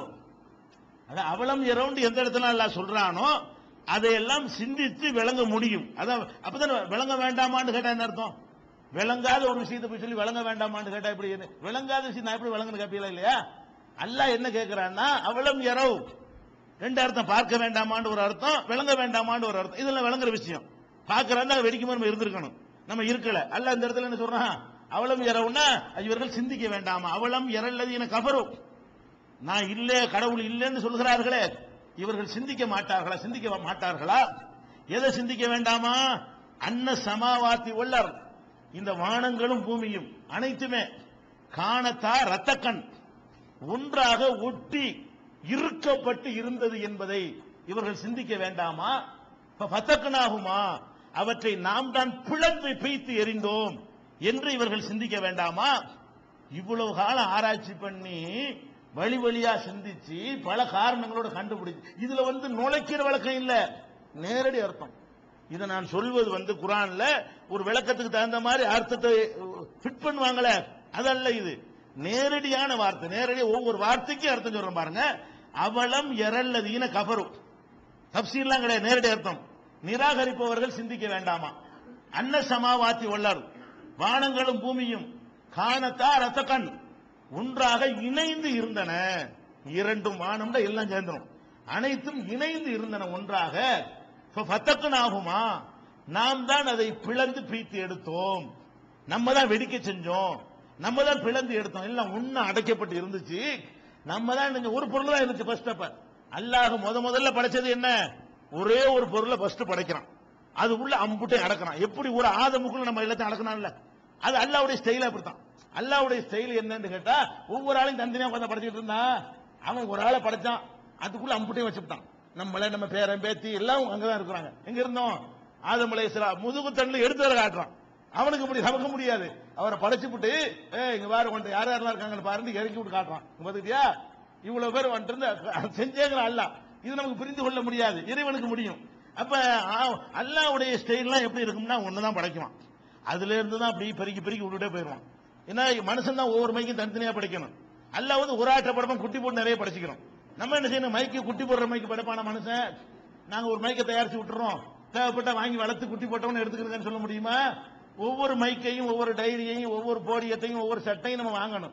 அல்லாஹ்வுடைய வேலை என்னன்னு கேட்டா ஒண்ணுதான், அவன் ஸ்டைல அது. அதனால என்ன செய்யணும்? சூரியனை உட்கார்ந்து தனியா படைக்கிறது, சந்திரன், அந்த விளையாட்டு நம்ம கிடையாது. எல்லாத்தையும் சேர்த்து மொத்தமா ஒரு உருண்டை, இதான் இதுல எல்லாம் இருக்குது. இதுக்குள்ள என்ன இருக்கு? அம்புட்டு அடங்கி போச்சு. அல்லாஹ் சொல்றான் அப்படி அட எல்லாம் ஒண்ணுதான் நான் படைச்சுப்புட்டு எப்ப இதை வெடிக்க வேண்டும் நான் தீர்மானம் பண்ணனோ வெடித்து சிதற வச்சுட்டேன். எங்க சொல்றான்? 21:30 சொல்றான். அதுக்கப்புறம் பார்த்தா இது 41:11 எடுத்து பார்த்தோம்னா மறுபடியும் இவங்க சொல்றது அப்படி வருது. எப்படி வருது? சும்மஸ்தவா இலசமா, பிறகு வானத்தை படைக்க நாடுகிறான். தனியா பிரிச்சு முதல்ல ஒரு உருண்டை தான் படிச்சிருந்தான். வானத்தை படைக்க நாடினார். ஒஹிய துகானுன், அது ஒரு புகை மூட்டமாகத்தான் இருந்தது. துகான்னா புகை. இந்த புகை அடிக்கிறாங்களா துகான் பாங்க, துகான் பிடிக்காதான்னு அரபு நாட்டு போனாலும் தெரியும். துகான்ங்கிறது நம்மளா கொடுத்து வலிந்து கொடுக்கிற விளக்கம் இல்ல. துகான்னா புகை, புகை பிடிக்கிறது துகான் பாங்க. சூரத்து துகான் புகைன்ற ஒரு அத்தியாயம் இருக்கிறது, அந்த துகான் தான். அப்ப ஒஹிய துகானுன், அது வெறும் புகை மூட்டமாகவே இருந்தது. கால லஹா, அவனுக்கு முடியும். அவன் சொன்னான், வானத்தை நோக்கி சொன்னான். ஒளில் அருளி, பூமியை நோக்கி, பூமியும் புகையா இருந்திருக்கு அர்த்தம். இப்ப முதல் வானத்தை சொல்லிவிட்டு எல்லாம் சொல்றான், வானத்துக்கும் சொன்னேன், ஒளில் அருளி பூமிக்கும் சொன்னேன். ஏத்தியா தவ் அன்னோ கருகன், விரும்பிய விரும்பாமலோ ஒன்னாவு. பூமி பூமியாவு, வானமாவுன்னு சொன்னேன். உனக்கு பிடிச்சாலும் நீ ஆகணும், பிடிக்காட்டாலும் ஆகணும். இதான் நம்ம ஆர்டர். செதறி கிடந்துல, செதறி கிடந்து என்ன செய்யறதுன்னு தெரியாம தடுமாறிக்கிட்டு இருக்கு. அதெல்லாம் அல்லாஹ் என்ன செய்யறான்? ஒரு ஆர்டர் பண்றான். அவன் நினைக்கும் போது ஆர்டர் பண்றான். வானமாவு, அந்த தூசி எல்லாம் வானம். வானத்துக்குன்னு உள்ள செல்லாம் ஒரு பக்கம் நகர்ந்து அதெல்லாம் வானம். பூமிக்கு உள்ள இதெல்லாம் தனியா நகர்ந்து அதுக்குரிய சாமான்லாம் அது இருக்குது. அது அதுக்குரிய நகர்ந்து என்ன செய்யுது, அது உண்டாகி விடுகிறது காலத்தா. அப்ப பூமியை வானமெல்லாம் சொல்லியது அதைனா தாயின், நாங்க வெறுத்து இல்ல விரும்பிய உன் கட்டளைக்கு கட்டுப்படுகிறோம் என்று சொல்லி அவன் ஆர்டர் பண்ண உடனே புகை மூட்டமாக சிதறி கிடந்த எல்லா பொருள்களும் அது அது இருந்த இடத்துக்கு தனித்தனியா ஒதுங்கி போய் உண்டாகி விட்டன. எப்படிங்க இது? இது எப்படி இது முகமது இதை போய் சொல்றாரு? அவர் கொண்டு வந்த மெசேஜுக்கு இதுக்கு என்ன சம்பந்தம்? அவர் அல்லாஹ் ஒருத்தனை வணங்குன்னு சொல்றதுக்கு வர்றாரு, அது சொல்லிட்டு போயிட வேண்டியதானே. இதுல பெரிய விஞ்ஞானியா வந்தாரா, அறிவியல் கத்துக் கொடுக்க வந்தாரா? ஒண்ணும் வரல. அவர் செய்திக்கு இதுக்கு ஏதாவது சம்பந்தம் இருக்கா? இதை போய் அவங்க சொல்றாங்க நன்மையாவது இருக்கு அந்த காலத்துல. ஆனா அல்லாஹ் என்ன செய்யறான், காலம் வளரும், இது நான் தான் பேசினேன் என்பதை உலக முகமது பேசி இருக்க முடியாது. இதை யாருக்கு முடியும்? இத்தனை வருஷத்துக்கு எவன் அதை உருண்டையே படைச்சான் அவனுக்கு தான் தெரியும். ரசூல் ஸல்லல்லாஹு அலைஹி வஸல்லம் காலத்தில் இது ஒருத்தனுக்கு மட்டும் தெரிஞ்ச உண்மை. இன்றைக்கு பல விஞ்ஞானிகளுக்கு தெரிஞ்ச உண்மை. ரசூல் ஸல்லல்லாஹு அலைஹி வஸல்லம் வாழ்ந்த காலத்துல இது எல்லாம் ஒன்னா இருந்ததுன்னு ஒரே ஒருத்தனுக்கு தான் தெரியும். அந்த உண்மை யாரு? தயாரிச்சவன். எவன் இதை தயாரித்தான் அவனுக்கு மட்டும்தான் இது தெரியும். அது சிதறியது அவனுக்கு தான் தெரியும். அப்ப ஒன்னா இருந்ததை பேசுகிறது, சிதறியதை பேசுகிறது, புகை மூட்டமாக இருந்ததை பேசியது, அது அதுக்குரிய செல்லுக்கு தனி ஆர்டர் பண்ண உடனே அது அது ஒன்னா சேர்ந்து கொண்டதை பேசுகிறது. இதையெல்லாம் சிந்திச்சு விளங்க முடியும்னு பேசுகிறது. 5 விஷயம் பேசுதா, 2 வசனமும் 5 விஷயத்தை பேசுதுல. இதுல நமக்கு இந்த அறிவியல் உங்களுக்கு விளங்காட்டாலும் அது எப்படி ஒன்னா இருந்திருக்கும், அது எப்படி வெடிக்கும், அது எப்படின்றது உங்களுக்கு புரியாட்டாலும் அதான் உண்மை. அதுதான் ஆராய்ச்சியில கண்டறிந்த உண்மை. ஆராய்ச்சியில கண்டறிய முடியும். இப்ப என்ன நீங்க விளங்க வேண்டிய விஷயம் என்னன்னு கேட்டா, இது 1400 வருஷத்துக்கு முந்தைய ஒரு மனுஷன் சொன்ன மாதிரி இருக்குதா, இன்றைய அறிவியலை கரைத்து குடித்த விஞ்ஞானி சொன்ன மாதிரி இருக்கா? நீங்கள் சிந்திக்க வேண்டிய விஷயம் என்ன? இந்த 21வது சூறாவையும் 30வது வசனத்தையும் 41வது சூறாவையும் 11வது வசனத்தையும் திரும்ப திரும்ப வாசிங்க. இது இது எப்படி இது ஒரு மனிதன் சொன்னது சொல்ல முடியும்? அது அன்னைக்கு ஒரு அறிவும் இல்லாத ஒரு காலத்தில் வாழ்ந்த ஒரு மனிதருக்கு எப்படி இதை சொல்ல இயலும்? அதுக்கு பிந்தின காலத்தில் இதெல்லாம் சொன்னோடனே அடிச்சு பின்னிவிட்டாங்க. அவருக்கு பிந்தின காலத்தில் வந்த அறிஞர்கள் எல்லாம் இது மாதிரி லேசா வாயை திறக்கும் போது அடி பின்னிவிட்டாங்க. அப்ப அவர் காலம் எப்படிப்பட்ட காலமா இருக்கு? அப்ப நம்ம அப்படி வியப்புக்கு போயிடுறோம். கண்டிப்பா இந்த குர்ஆன் இது மனிதன் வார்த்தை கிடையவே கிடையாது. நிச்சயமாக முகமது என்ற ஒரு மனிதர் இதை சொல்லியிருக்க இயலாது, அவருக்கு சொல்ல முடியாது. அவர் இருந்த காலத்துக்கும் அவருக்கு இருந்த அறிவை கொண்டு அவருடைய சிறு குழந்தையிலிருந்து அவர் வளர்க்கப்பட்ட விதத்தை வைத்து பார்த்தால் அவருக்கு இந்த மெசேஜ் தெரிந்திருக்க முடியாது. அவருக்கும் தெரியாது, அவர் காலத்தில் வாழ்ந்த உலகத்தில் எவனுக்கும் தெரியாது. 100 வருஷம் முன்னாடி வாழ்ந்த எந்த மனுஷனுக்கும் தெரியாது. 1300 இந்த ஒரு நூற்றாண்டுகளாகத்தான் இந்த விஷயங்களை ஒரு அளவுக்காவது மனுஷன் அறிஞ்சு வச்சிருக்கிறான். 1300 வருடங்களாக அவர் காலத்தில் இருந்து 1300 வருடங்களாக வாழ்ந்த ஒரு மனுஷனுக்கு கூட இதெல்லாம் ஒன்னாக இருந்தது தெரியாது, வெடித்து சிதறியது தெரியாது, அதெல்லாம் ஒன்றாக திரண்டது தெரியாது. அவனுக்கு தெரிஞ்சிருக்கிறது படைச்ச இறைவன். அப்ப நம்ம என்ன சிந்திக்கிறோம்? இது குர்ஆன் கடவுள் வார்த்தை தான் என்று தன்னை தானே நிரூபிக்கிறதை இன்றைக்கு நம்ம அனுபவிச்சுக்கிட்டு இருக்கோம். இதெல்லாம் அவங்களுக்கு கிடைக்காத ஒரு பாக்கியம். யாரு கிடைக்கல? அன்றைக்கு இருந்த சஹாபாக்களுக்கோ தாபியீன்களுக்கோ இதெல்லாம் இந்த உண்மை கண்டறிந்த காலத்தில் தான் நமக்கு விளங்கும். அவங்களுக்கெல்லாம் அவங்க ரசூலை பார்த்து அவங்களுடைய கேரக்டரை பார்த்து நம்பிட்டு போயிட்டாங்க. நம்மளால எப்படி நம்ப வைக்கிறான்? இதை வச்சு நம்ம இதை பார், இது சிந்திச்சு பார். இது நான் சொன்னா முகமது சொன்னாரா? இது மனுஷ கற்பனையா கடவுள் வார்த்தையா? சிந்திச்சு பார் அப்படிங்கிற ஒரு அதிசயத்தை பார்க்கணும். அப்ப அச்சரம் பேசாமல் இதை திருக்குர்ஆன் பேசுகிறது என்று அறிவியல் கண்டுபிடி பேசுகிறது. இப்ப அடுத்து நீங்க பார்க்கணும், இதே குர்ஆன் இன்னொரு விஷயத்தை எடுத்துக்கிறங்க. நம்ம அப்படியே ஆச்சரியத்தினுடைய விளிம்புக்கு போறோம்னு சொல்றோம்ல, விளிம்புக்கெல்லாம் தாண்டி எங்கேயும் போக தெரியாம நிற்கிறோம். எப்படி இது இதை சொல்ல ஏனும்? குர்ஆன் என்ன சொல்ல ரெண்டாவது வச்சுக்கிறோம். இன்றைய விஞ்ஞானிகள் ஆராய்ச்சி பண்ணி ஒரு விஷயத்தை சொல்றாங்க. என்ன சொல்றாங்க? இன்றைக்கு நம்ம சூரிய குடும்பத்தில் நம்ம வாழ்ந்துகிட்டு இருக்கிறோம். நாம வாழ்வது எங்க வாழ்றோம்? சூரியனை மையமாக வைத்த ஒரு குடும்பத்தில் உள்ள ஒரு பூமி. எப்படி இந்த பிரபஞ்சம் இருக்குன்னு கேட்டா, இப்ப சூரியன் இருக்குது. சூரியனை சுத்தி 9 கிரகங்கள் கண்டறியப்பட்டு உறுதி செய்யப்பட்ட கிரகங்கள். இன்னும் புதுசு புதுசா சிலதான் கண்டுபிடிச்சிருக்கிறான். கண்டுபிடிச்சதுல இருந்து நீங்க விளங்கிக்கிறேன்னு அவ்வளவு அற்பம் அது. அதனாலதான் இவ்வளவு நாளைக்கு கண்டுபிடிக்க முடியுது. பெரிய பெரிய கருவிகள்லாம் அது ஒரு கோல்டே சொல்ல இயலாத அளவுக்கு ரொம்ப ஒரு மைக்ரோ சைஸ்ல சில கண்டுபிடிச்சிருக்கான். அதெல்லாம் கணக்குல இருந்து நீக்கிருங்க. சூரியன் வைத்துக் கொண்டீர்களே, ஆனால் இந்த சூரியனை என்ன சுத்துது? 9 கிரகங்கள் சுத்துது. எப்படி சுத்துது? நீள் வட்டம்னா என்ன? வட்டமா இல்லாம வட்டத்திலே நீளம் ஒரு பக்கம் நீண்டு போய் இப்படி குறுகிறது என்று கண்டறிந்து இருக்கிறார்கள். இப்ப சூரியனை சுற்றி வரக்கூடிய கோள்களை எடுத்துக்கிட்டீங்கன்னா சூரியனுக்கு ரொம்ப கிட்டத்துல எது இருக்குன்னு கேட்டா கோள்களை தெரிஞ்சுக்கிறீங்க. ஃபர்ஸ்ட் மெர்க்குரி இருக்குது. சூரியனுக்கு கிட்ட எது இருக்குது? First mercury. சூரியனுக்கு ரொம்ப கிட்டத்துல எது இருக்குன்னு கேட்டா கோள்களை தெரிஞ்சுக்கிறீங்க. ஃபர்ஸ்ட் மெர்க்குரி இருக்குது. சூரியனுக்கு கிட்ட எது இருக்குது? First mercury. அதுக்கு அடுத்து வெள்ளிம்பாங்கல்ல, வெள்ளிங்கிறது இருக்குது. அதுக்கு அடுத்து மூணாவதா நம்ம இருக்கிறோம், பூமி இருக்குது. நாலாவதா செவ்வாய், நமக்கு பின்னாடி தான் செவ்வாயெல்லாம் இருக்குது, சூரியன்லாம் தூரத்தில் இருக்கிறது. அதுக்கப்புறம் வியாழன் அதை விட தூரமா இருக்குது. சனி அதை விட கொஞ்சம் தூரமா இருக்கிறது. யுரேனஸ் அதை விட தூரமா இருக்கிறது. நெப்டியூன்ங்கிறது அதை விட தூரமா இருக்கிறது. புளூட்டோங்கிறது அதை விட தூரமா இருக்கிறது. அதாவது இந்த கிரகம் எப்படி இருக்குன்னு கேட்டா இங்கனக்குள்ள மெர்க்குரி, இங்கன வெள்ளி, இங்கன பூமி, இது சூரியன் வச்சுக்கிட்டா, இது செவ்வாய், இது வியாழன், ஆனா சுத்திக்கிட்டு இருக்குது. அப்ப தூரத்தில் இருக்கிறது பெரிய வட்டம் போடும், கிட்டத்தில் இருக்கிற சின்ன வட்டம் போடும். அப்படி விளங்கிக்கிறீங்களேன். இந்த மாதிரியான 9 கோள்கள் இருக்குன்னு சொல்றான். சந்திரன் கோள் கிடையாது. சந்திரன் சூரியனை சுத்துறது கிடையாதுல. சந்திரன் பூமியை தான் சுத்தும். சந்திரன் நினைச்சீங்க அது பூமிக்கு ஒரு துணை கோளை தவிர பூமியோட சேர்ந்து கொண்டு சூரியனை சுத்தி வந்துருமே தவிர சூரியனோடு நேரடியாக எதுக்கு தொடர்பு இல்ல? சந்திரனுக்கு தொடர்பு கிடையாது. அதனால சந்திரன் இதுல வர சந்திரன் ஏன் சொல்லணும்னு கேட்க கூடாது. சந்திரன் சூரியனுக்கு சம்பந்தமே கிடையாது.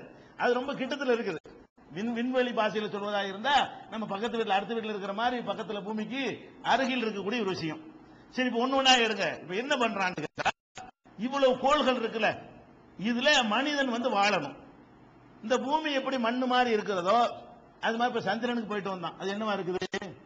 மண்ணா தானே இருக்குது. மனுஷனே போயிட்டு வந்துட்டான். செவ்வாய்க்கு கருவிகள்லாம் அனுப்பி படம் எடுத்து காட்டுறான். அது என்னவா தெரியுது உங்களுக்கு? மலைகள் மண்ணு தான் இருக்குது. அங்க என்ன இருக்குது? அங்க உள்ள மெட்டீரியல் எடுத்துட்டு வர்றான்.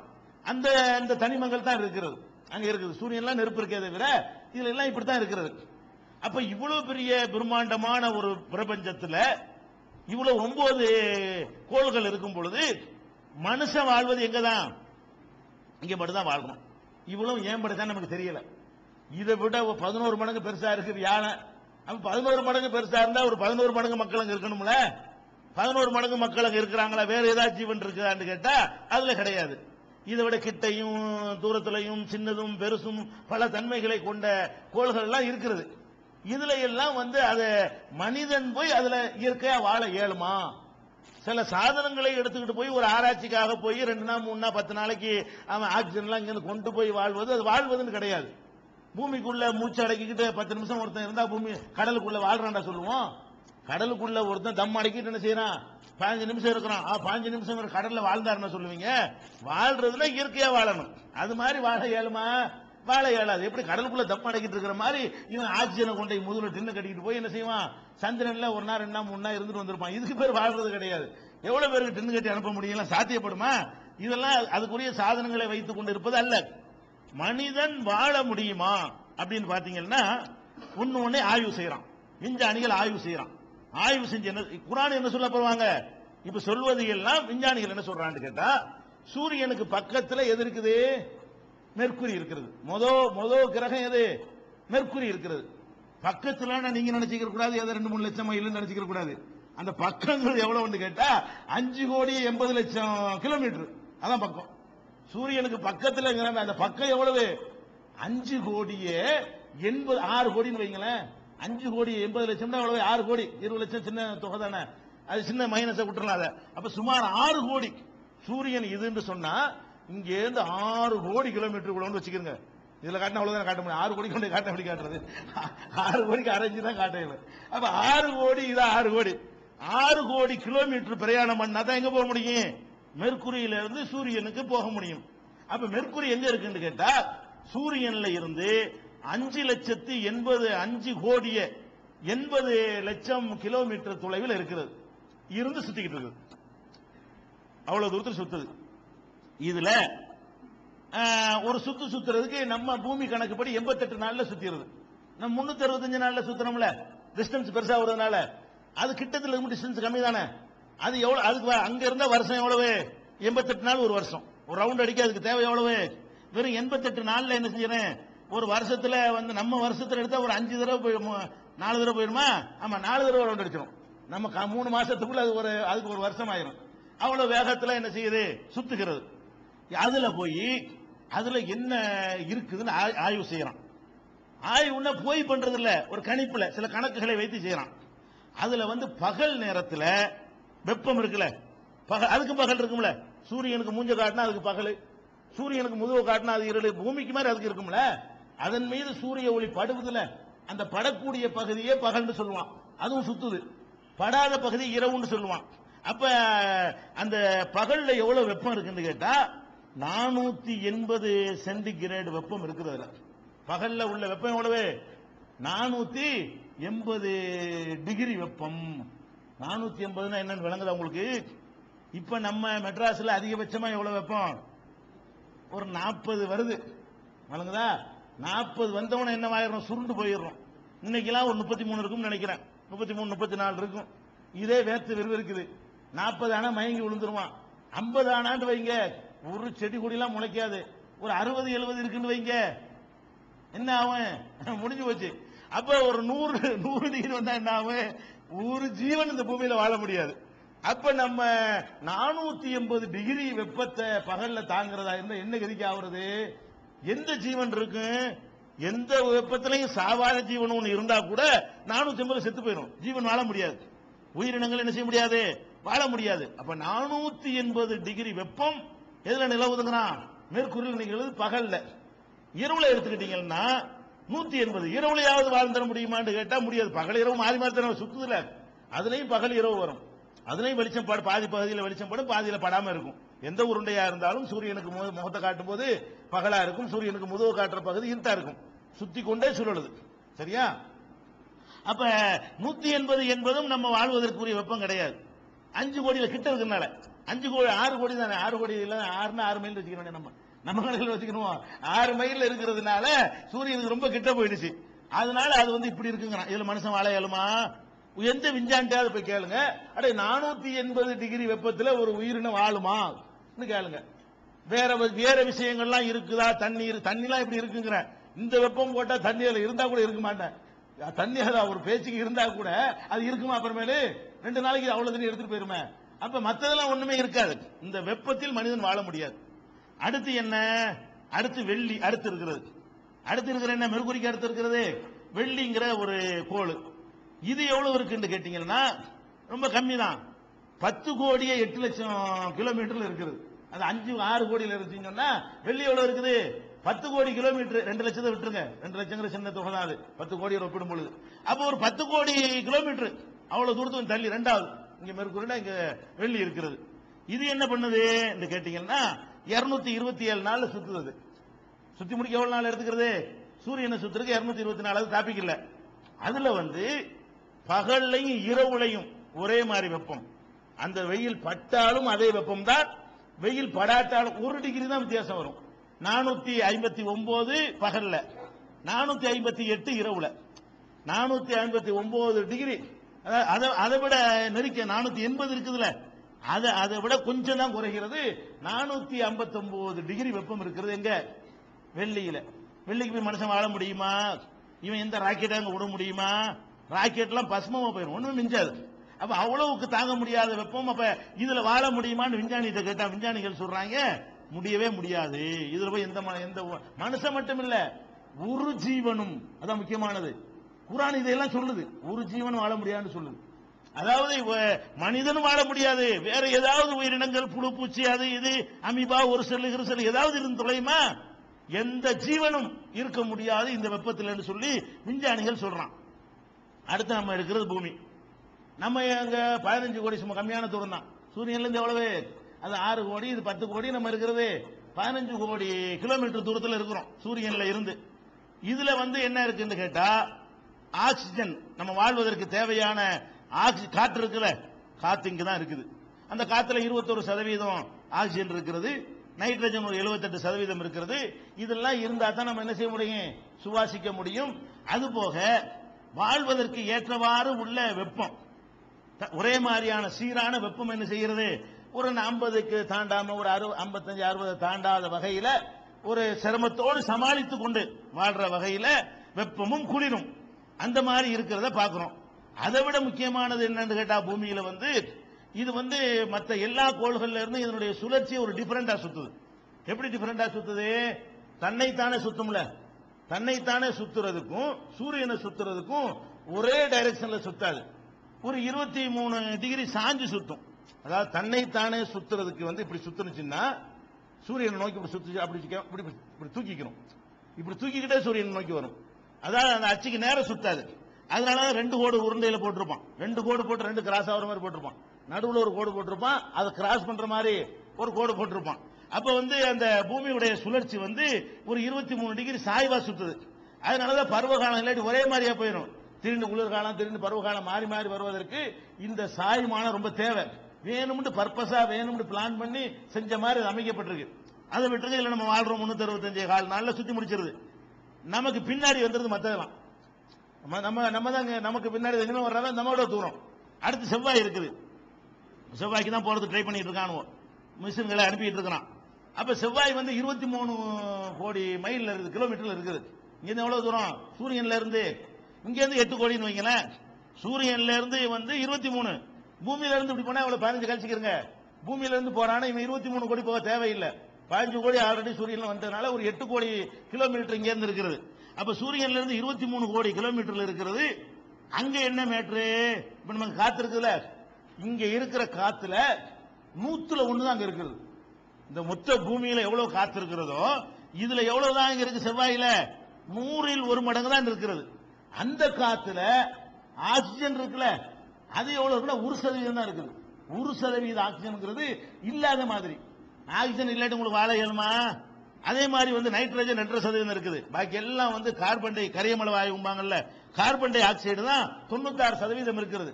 அதெல்லாம் எந்த ஜீவனும் என்ன செய்ய முடியாது, வாழ முடியாது. வெப்பத்தை எடுத்துக்கிட்டா கூட என்ன ஆகுதுன்னா 87 டிகிரி வெப்பமா இருக்கு. நம்மள தள்ளி இருக்குது. ஆனா தள்ள நீங்க வெப்பம் குறையும் நினைக்கிறீங்க. ஆனா பகல் நேர வெப்பத்தை எடுத்துக்கிட்டீங்கன்னா 87 டிகிரி வெப்பம் இருக்குது. நமக்கு 40 45 நிக்குது இல்லையா? அதுல 87 டிகிரி பகல்லையும் இரவுல -17 குளிர். அதாவது இந்த வெப்பம் நம்ம மூளையை கொதிக்க வச்சுப்படும், குளிர் நம்மளை விரவு கட்டையாக்கி போடும். -17. அப்ப அதாவது -0க்கு அப்படி கழிஞ்சிட்டே போறது. -17ங்கிறான். அப்ப -17 டிகிரிங்கிறது மனுஷன் வாழ முடியாது. இது ஒரு வருஷமும் ஒரு 88 நாள்ல சுத்துது நம்ம கணக்குப்படி சுத்தி முடிக்குதுன்னு வைங்களேன். அதுக்கு அடுத்து வியாழன் தான் உள்ளதுல பெருசு. அது எவ்வளவு தூரத்தில் இருக்குன்னு கேட்டா 78 கோடி கிலோமீட்டர். எங்க இருந்து? சூரியன்ல இருந்து.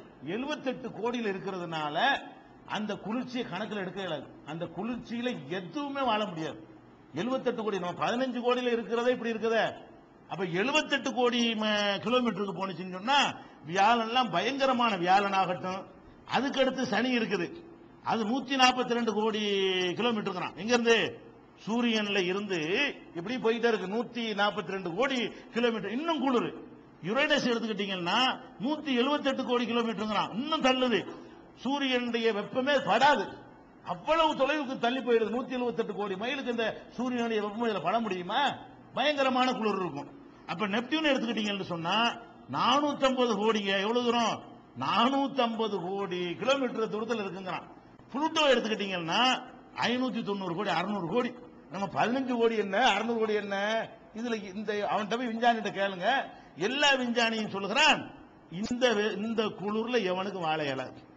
இந்த 590 கோடி மைலுக்கு அப்பால கிலோமீட்டர்ல இருக்கக்கூடியதுல எவ்வளவு குளிர் இருக்கும் அது ஒண்ணு கணக்கெடுக்கல. இப்ப செவ்வாய்க்கு போயிருக்கலாம், என்னத்தை கணக்கெடுத்தாலும் மைனஸ் போட்டுட்டே இருக்க வேண்டியதான். அவ்வளவு டிகிரில இருக்கும். நம்ம எந்த ஒரு ஜீவனும் என்ன செய்ய முடியாது, வசிக்கவே முடியாது. அப்ப சந்திரன் கோள் இல்ல, அதுலயாச்சும் வாழ முடியும். பூமியோட ஒட்டினது தானே, பூமிக்கு பக்கத்தில் உள்ளது தானே, அதுலயாவது வாழ முடியுமாண்டா? அது 3,86,000 கிலோமீட்டர்ல இருக்கிறது. பூமியில அது தூரமே கிடையாது. இந்த கோடியோட ஒப்பிட்டு பார்த்தோம்னு சொன்னா அடுத்த விட கிட்டத்தில் இருக்குது சந்திரன் நமக்கு. ஆனா சந்திரன்ல வாழ முடியுமான்னு கேட்டா சந்திரன்ல காத்து கிடையாது, சந்திரன்ல தண்ணி கிடையாது, கார்பன் கிடையாது. பகல்ல வெப்பம் எவ்வளவு இருக்கும்னா 127 டிகிரி இருக்கும் பகல் நேரத்துல. அது நம்ம மூளையை கொதிக்க வச்சுப்படும். ராத்திரில எடுத்துக்கிட்டீங்கன்னா இரவு வெப்பம் -173 கட்டையாக்கி போடும். எந்த ஜீவனும் வாழ முடியாது. சந்திரன்லையும் கூட சந்திரன்ல போய் ஆக்சிஜனை வச்சுக்கிட்டு ஒரு 2 மணி நேரம் 4 மணி நேரம் உடையாந்துடலாமே தவிர அங்க போய் வாழ முடியுமான்னு அதுலயும் வாழ முடியாது. இப்ப நமக்கு தெரிஞ்சு இவ்வளவுதான் இருக்கிறது. இது அல்லாம இன்னும் இது மாதிரி நிறைய சூரியன் இருக்கான். அந்த சூரியனை சுத்தி நிறைய இதே மாதிரி கோள்கள்லாம் இருக்குதான். நம்ம அதுக்கெல்லாம் போகல, அதெல்லாம் இருக்குன்னு சொல்லிட்டு இருக்காங்க. இவனும் பார்க்கலாம் இல்ல. அப்படிலாம் பல கேலக்சிகள் இருக்கிறது, அதுல எல்லாம் பல சூரியன்கள் இருக்கிறது, அதை சுற்றி நிறைய கோள்கள் இருக்கிறது அப்படின்லாம் சொல்றான். அது ஸ்பெசிபிக்கா அடையாளம் கண்டு அதுக்கு ஒரு பேரை சொல்லி அப்படிலாம் ஒன்றும் கண்டுபிடிக்கப்படவில்லை. இவ்வளவுதான் மனித அறிவுக்கு எட்டியது. இப்ப இவ்வளவையும் பார்க்கும் பொழுது விஞ்ஞானி சொல்றான், இந்த பூமியை தவிர வேற எங்கேயும் மனுஷன் வாழ இயலாது.